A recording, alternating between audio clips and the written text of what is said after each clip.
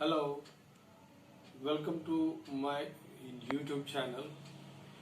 This is my first lecture on English literature for class 12 Bihar में। आज मैं ये बताना चाहता हूँ कि बिहार बोर्ड में दो तरह की पुस्तकें दी गई हैं, दो तरह के बुक्स हैं। एक रेनबो पार्ट 2 है। रेनबो पार्ट 2 में 11 चैप्टर प्रोज सेक्शंस में आते हैं और 10 चैप्टर पोइट्री सेक्शंस में आते हैं। एक और बुक्स है जिसको स्टोरी ऑफ इंग्लिश कहते हैं। स्टोरी ऑफ इंग्लिश के लिए एक इंडिविजुअल बुक है जिस पर बाद में चर्चा होगी। आज पहली चर्चा मैं प्रोज सेक्शंस पर करने जा रहा हूं। पहले प्रोज सेक्शंस का नाम इंडियन सिविलाइजेशन एंड कल्चर है। महात्मा गांधी के द्वारा लिखी गई है ये। मैं बिल्कुल साधारण शैली में आपको समझाने की कोशिश करूंगा और यदि आपको किसी प्रकार की कोई दिक्कत हो तो आप मेरे कमेंट सेक्शन में इसको मेंशन कर सकते हैं। मैं उसको फिर से रेक्टिफाई करूंगा। मेरे YouTube चैनल को सब्सक्राइब करना न भूलें और बेल आइकन को भी दबाना न भूलें। इससे मुझे भी ये पता चलेगा कि आखिर मैं जो होमवर्क कर रहा हूं आपके लिए वो कहां तक सक्सेसफुल है। रही बात बिहार बोर्ड में जो अब तक का ट्रेंड रहा है क्वेश्चंस पूछे जाने का, पिछले 2-3 साल से बिहार बोर्ड ने ऑब्जेक्टिव पैटर्न कर दिया है। ऑब्जेक्टिव पैटर्न में 60 मार्क्स के ऑब्जेक्टिव्स पूछे जाते हैं जिसमें से 50 का आपको सही आंसर करना होता है और शेष 50 में लिटरेचर आ जाती है, कंपोजिशन सेक्शन आता है और कॉम्प्रिहेंशन सेक्शन आता है, लेटर राइटिंग आती है। तो दो तरह के सेक्शंस में बटे होते हैं। इधर 2 वर्षों से लिटरेचर पर भी ऑब्जेक्टिव्स आने लगे हैं। ये आपको रेनबो पार्ट 2 से भी पूछे जाएंगे, प्रोज और पोइट्री सेक्शन से भी, और स्टोरी ऑफ इंग्लिश से भी पूछे जाएंगे। ऑब्जेक्टिव्स जो OMR शीट वाले होंगे वो सिंगल मार्क्स के होंगे। उसके बाद लघु उत्तरीय प्रश्न जिसे आप कहते हो, छोटे आंसर वाले क्वेश्चंस वो पूछे जाएंगे और एक लॉन्ग आंसर वाले जिनका मार्किंग शेड्यूल 5 नंबर का होता है ये पूछे जाएंगे आपसे। तो हम लोग अगर सही कंसंट्रेट करेंगे तो इसे इजीली अचीव कर सकते हैं। मैं जहां अंग्रेजी पढ़ाता हूं, मेरे पिछले विद्यार्थी 100 नंबर के पेपर में 93 नंबर तक लाए हैं और 50 नंबर का जब सिलेबस था तो उसमें 48 नंबर तक लाए। इस बार संजोग से 50 मार्क्स का सिलेबस अलूफ हो गया है, केवल 100 मार्क्स की ही पढ़ाई होती है, तो किताबों की संख्या भी घट गई है। किताब ये रेनबो पार्ट 2 जो आप देख रहे हो ये सरकारी पुस्तक होती है और इसी में हम लोग चाहेंगे तो ऑब्जेक्टिव्स इजीली हम लोग कर सकते हैं। जैसे मैं दिखा रहा हूं आपको ये कंटेंट्स आप देख रहे हो, ये प्रोज का कंटेंट्स है। इसमें कुल मिलाकर के 11 चैप्टर्स हैं। पहले चैप्टर का नाम इंडियन सिविलाइजेशन एंड कल्चर है और ऑथर का नाम महात्मा गांधी है। दूसरे चैप्टर का नाम भारत इज माय होम है, ऑथर का नाम डॉक्टर जाकिर हुसैन है। तीसरे चैप्टर का नाम ए पिंच ऑफ स्नफ है और ऑथर का नाम मनोहर मालगांवकर है। चौथे चैप्टर का नाम आई हैव अ ड्रीम है और इसे लिखा है मार्टिन लूथर किंग जूनियर ने। और पांचवें चैप्टर का नाम है ideas that have help Mankind, इसे बर्ट्रैंड रसल ने लिखा है। और छठे चैप्टर का नाम है द आर्टिस्ट, इसे जापानीज राइटर सिगा नोया ने लिखा है। और सातवें चैप्टर का नाम है चाइल्ड इज बॉर्न, इसे लिखा है ऑस्ट्रेलियन ऑथरेस जर्मन ग्रियर ने। और आठवें चैप्टर का नाम है how free is the press, इसे लिखा है डोरोथी एल सेयर्स ने। और 9वें चैप्टर का नाम है द अर्थ, इसे लिखा है H.E. बेट्स ने। और 10वें चैप्टर का नाम है इंडिया थ्रू अ ट्रेवलर्स आई, इसे लिखा है पर्ल एस बक ने। और 11वां और अंतिम चैप्टर ये रियल में ड्रामा है और ड्रामा का जो ऑथर है वो रशियन ऑथर है, ड्रामेटिस्ट रशियन है, एंटोन चेखोव के द्वारा ये रची गई है। ये प्रो सेक्शन था आपका। इसके बाद इसी में कंटेंट्स में जब आगे आएंगे तो पोइट्री सेक्शंस होगा। पोइट्री सेक्शंस में कुल मिलाकर के ये अगला जो कंटेंट है आप देख रहे हो, ये पोइट्री सेक्शंस का है। इसमें कुल मिलाकर 10 चैप्टर्स हैं, जिसमें फर्स्ट चैप्टर का नाम है sweetest love I do not go और इसे लिखा है जॉन डन ने। दूसरे चैप्टर का नाम आप देख रहे हो सॉन्ग ऑफ माई सेल्फ, वॉल्ट विटमैन की रचना है। तीसरे चैप्टर का नाम नाउ द लीव्स, तीसरे चैप्टर का नाम है now the leaves are falling fast, इसे लिखा है W.H. ऑर्डन ने। और चौथे चैप्टर का नाम है टू ऑटम, इसे ऑट टू ऑटम भी कहते हैं, जॉन कीट्स की रचना है ये। पांचवें चैप्टर का नाम है एन एपिटाफ, जिसे वॉल्टर डी ला मेयर ने लिखा है। और छठे चैप्टर का नाम है द सोल्जर, इसकी रचना की है रूपर्ट ब्रूक ने। और सातवें चैप्टर का नाम मैकेबेटी द मिस्ट्री कैट है, इसे लिखा है T.S. एलियट ने। आठवें चैप्टर का नाम है फायर हिम और इसकी रचना की है केकी एन दारूवाला ने। 9वें चैप्टर का नाम है स्नैक, इसकी रचना की है D.H. लॉरेंस साहब ने। और 10वां और अंतिम चैप्टर है माई ग्रैंड मदर्स हाउस, जिसकी रचना की है कमला दास ने। ये कुल मिलाकर के 21 चैप्टर्स थे प्रोज और पोइट्री को लेकर। ये जो बुक्स के जो चैप्टर्स दिए गए थे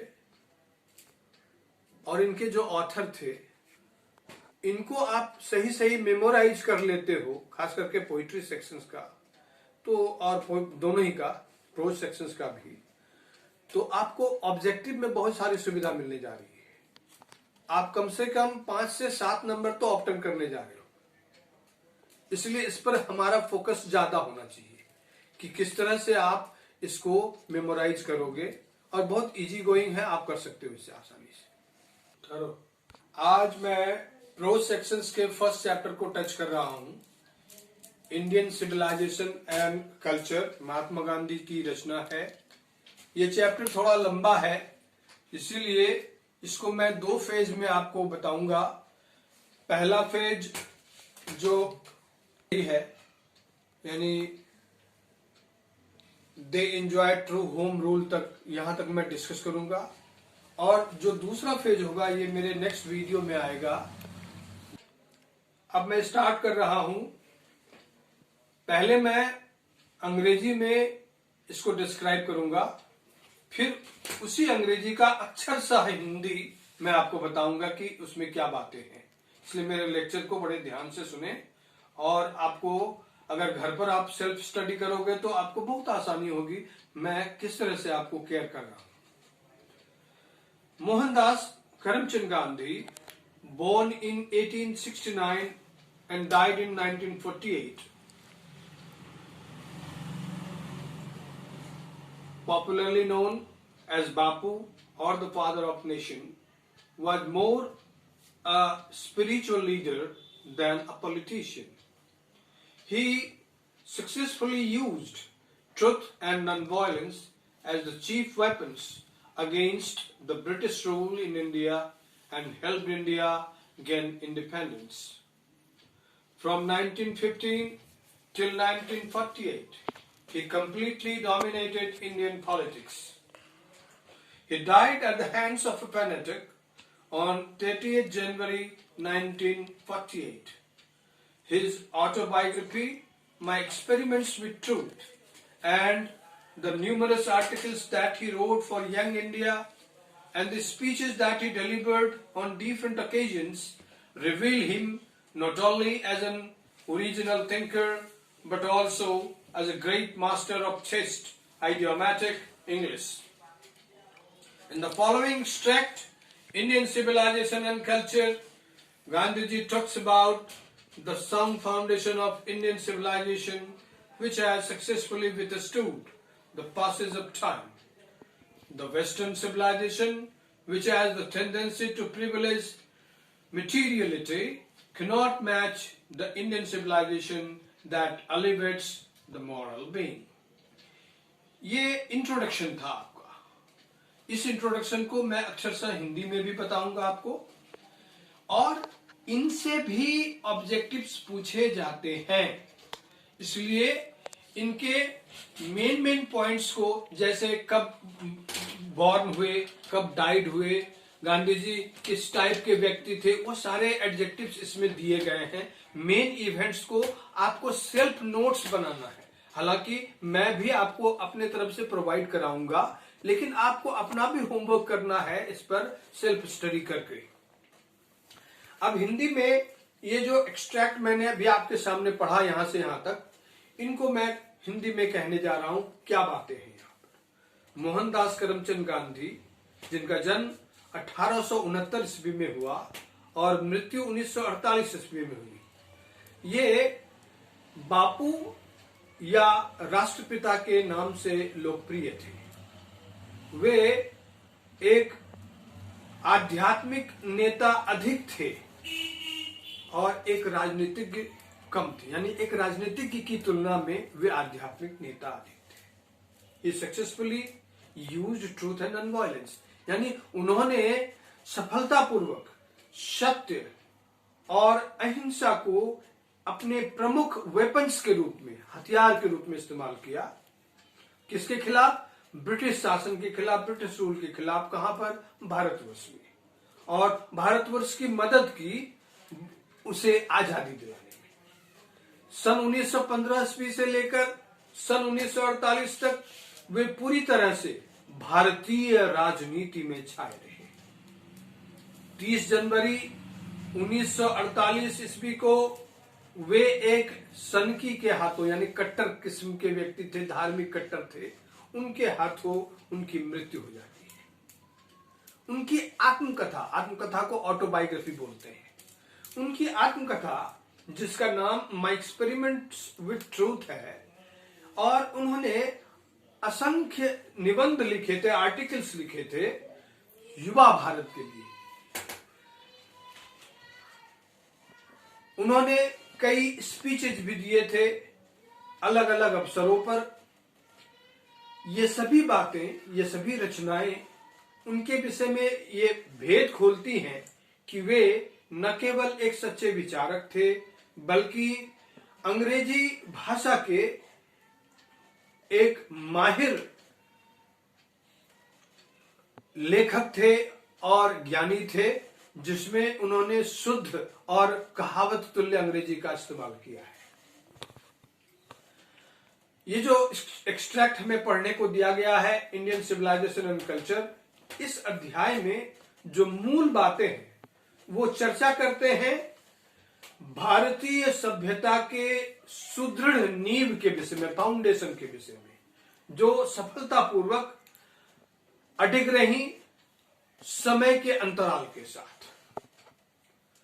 पश्चिमी सभ्यता जिसमें प्रवृत्ति होती है, जो प्राथमिकता देती है भौतिकता को, भौतिकवाद को, ये किसी भी मायने में भारतीय सभ्यता का मेल नहीं कर सकती, भारतीय सभ्यता के सामने कभी नहीं खड़ी हो सकती, क्योंकि भारतीय सभ्यता सदैव नैतिक मूल्यों के विकास की चर्चा करती है।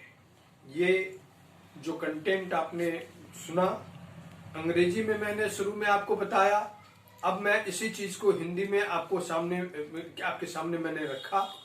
इसके बाद अब टेक्स्ट शुरू होती है। टेक्स्ट में कई स्टांजाज हैं, हर स्टांजाज को मैं पहले अंग्रेजी में बोल दूंगा, उसके बाद उसकी हिंदी में बता दूंगा। अब मैं टेक्स्ट को शुरू करने जा रहा हूं। पहले मैं अंग्रेजी में प्रत्येक स्टांजा को बोलूंगा और अंग्रेजी में कहने के पश्चात उसकी हिंदी भी बताता जाऊंगा। I believe that the civilization India has evolved is not to be beaten in the world.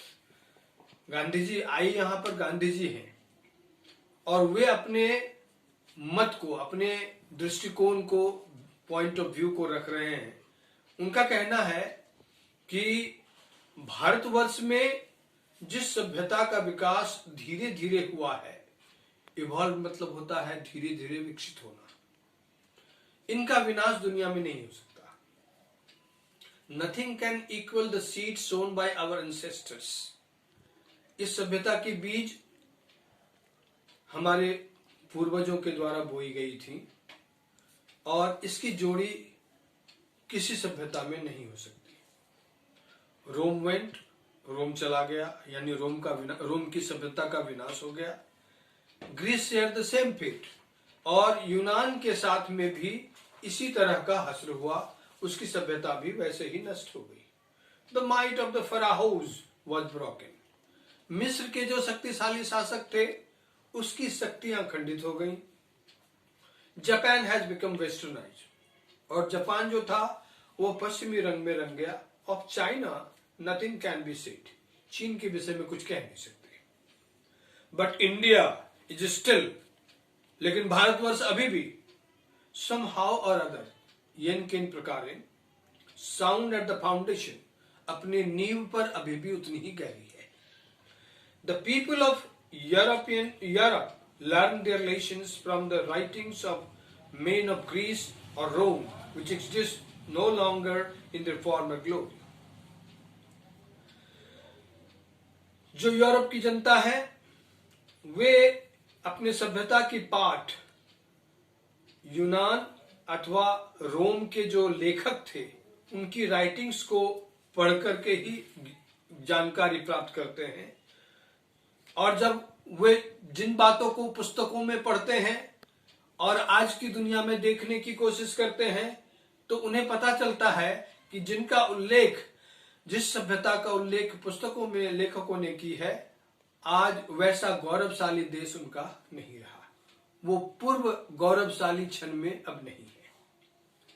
In trying to learn from them, the Europeans imagine that they will avoid the mistakes of Greece and Rome.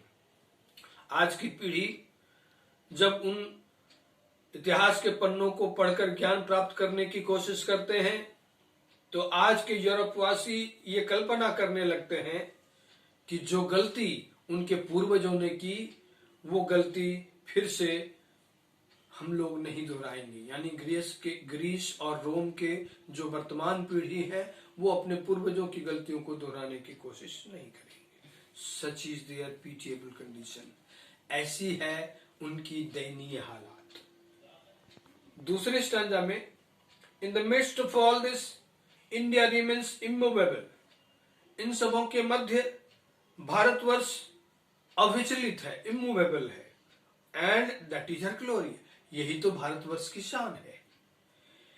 It is a charge against India that her people are so uncivilized, ignorant and stolid.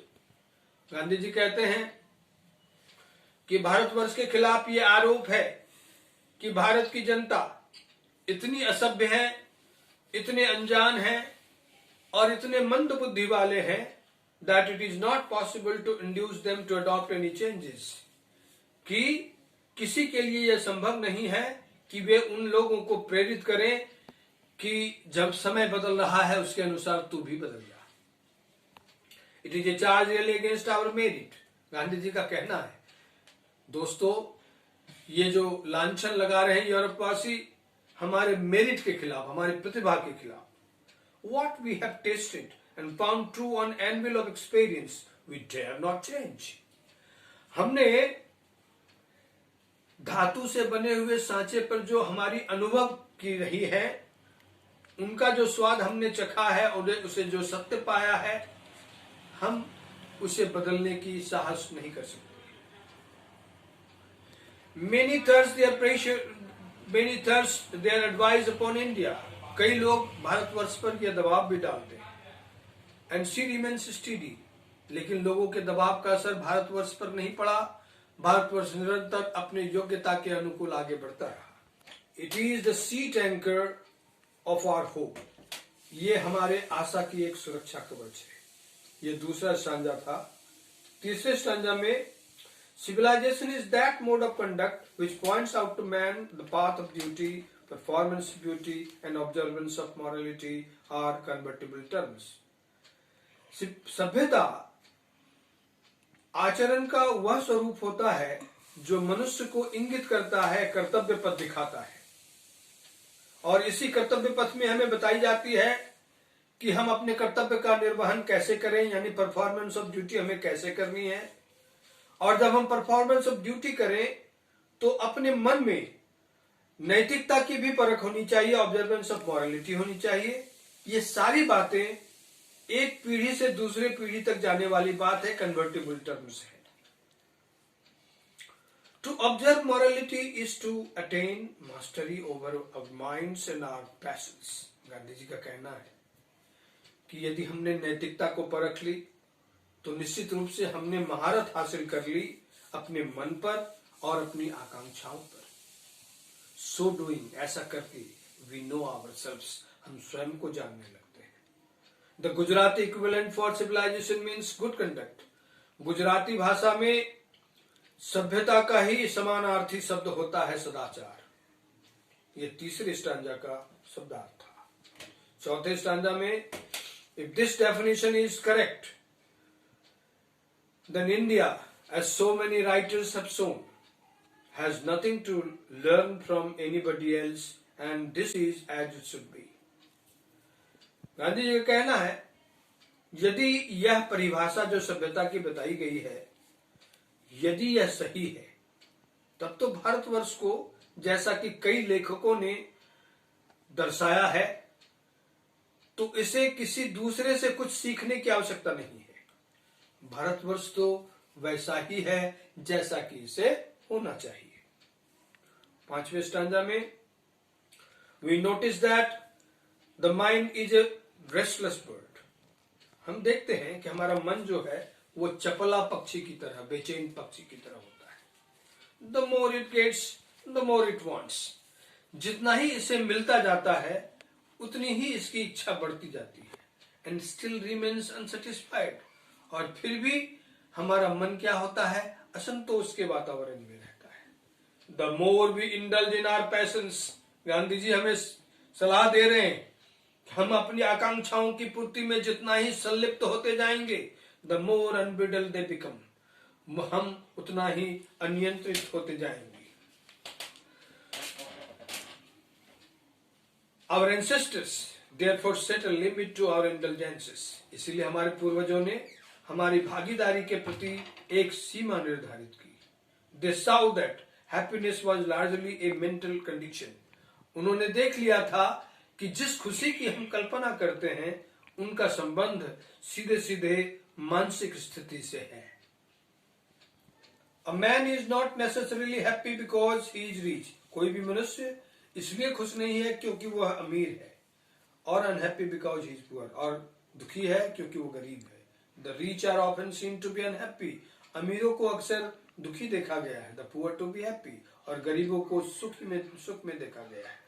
Millions will always remain poor, लाखों करोड़ों लोग हमेशा गरीब ही रहेंगे। Observing all this, our ancestors dissuaded us from luxuries and pleasures, इन सभी बातों को देखकर हमारे पूर्वजों ने हमें इन ऐसो आराम से मिलने वाली जो खुशी होती है उनके विरुद्ध रहने की सलाह दी है। We have managed with the same kind of plough, हमने पुराने जमाने में जो हल जोतने की व्यवस्था थी उसी प्रकार की व्यवस्था आज भी हमारे पास में है। As existed thousands of year, देखो यानी 1000 वर्ष पूर्व में जैसी कृषि की व्यवस्था थी, हल जोतने की व्यवस्था थी, आज भी हम उसी मुकाम पर हैं।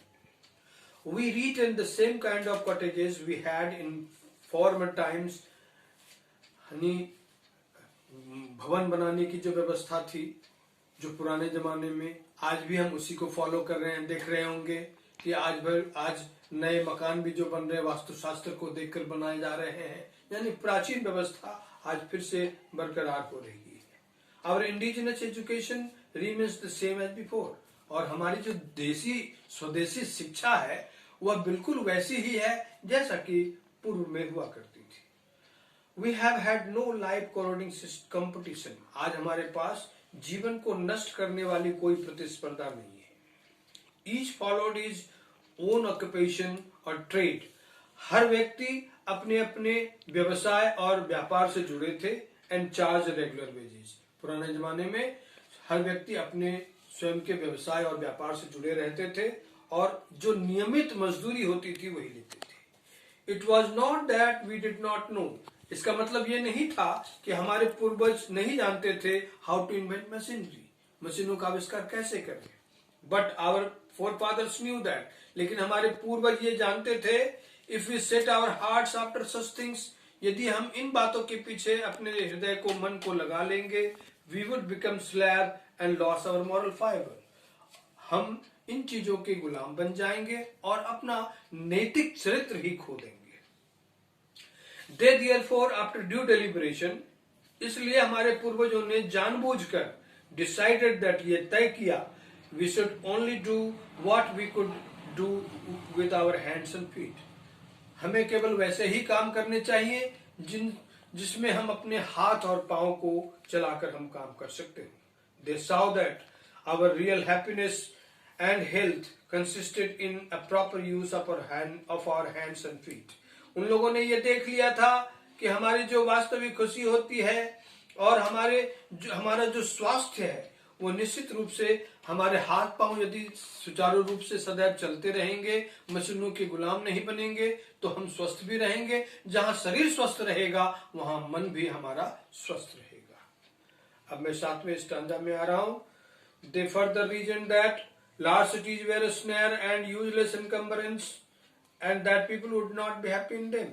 हमारे पूर्वजों ने कारण देकर यह बताया कि उनके लिए जो बड़े बड़े नगर थे वे एक माया जाल के समान थे और बेकार का बोझ के समान थे।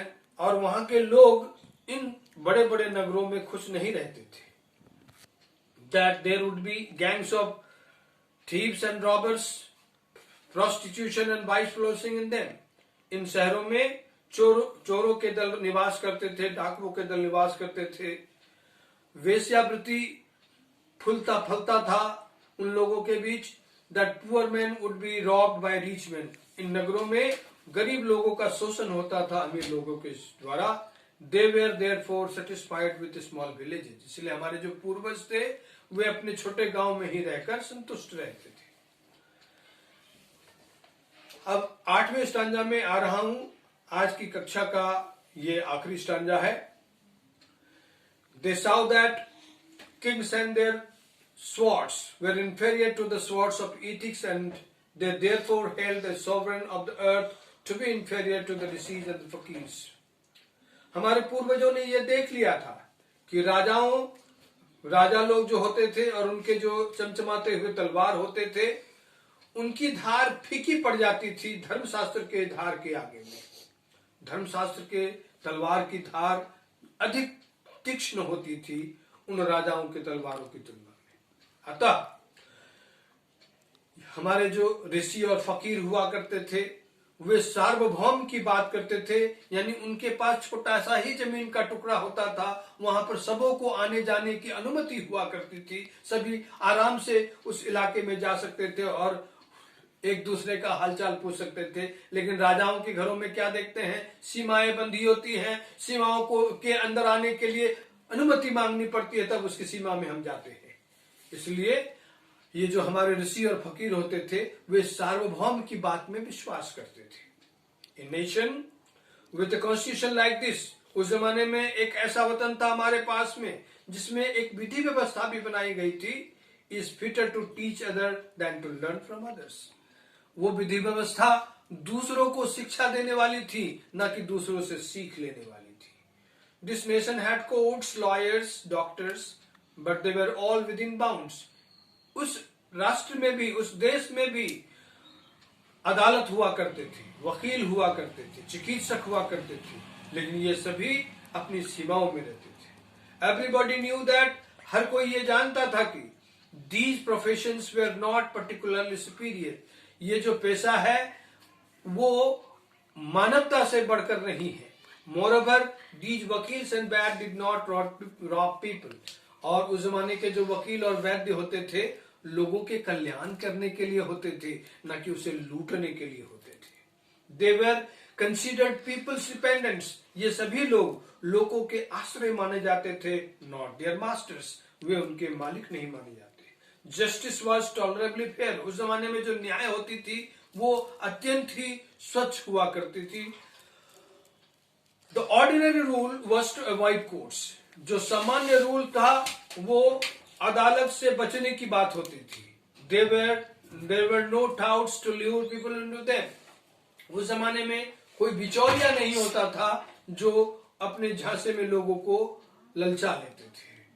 This evil too was noticeable only in and around capitals, थोड़ी बहुत ये बुराई थी, ये जो राजधानी का इलाका होता था वहां पर ये सारी बातें हुआ करती थी। The common people lived independently, जो आम जनता होती थी वो आजाद होकर रहती थी, and followed there agricultural occupation, और अपने जो वास्तविक पेशा होती है कृषि की उसी में जुड़े रहते थे। They enjoy true home rule, इस प्रकार से वे सच्चे गृह नियम का आनंद लेते थे। ये इस अध्याय का एक सेक्शन मैंने आपको बताया, और दूसरा सेक्शन अगले वीडियो में मेरा लेक्चर होगा। और यदि आपको मेरा ये लेक्चर पसंद आया हो तो कमेंट करना नहीं भूलें, और लाइक बटन दबाना नहीं भूलें, बेल आइकन दबाना नहीं भूलें, और आपको अगर कोई परेशानी हो उस परेशानी को भी शेयर करना नहीं भूलें, ताकि मैं अगले लेक्चर में उसको सुधार कर पाऊं। मैं फिर से एक बार बोल रहा हूं, मेरे चैनल को सब्सक्राइब करना ना भूलें, और इसके साथ ही आज से मैं आप विदा लेता हूं। Thank you.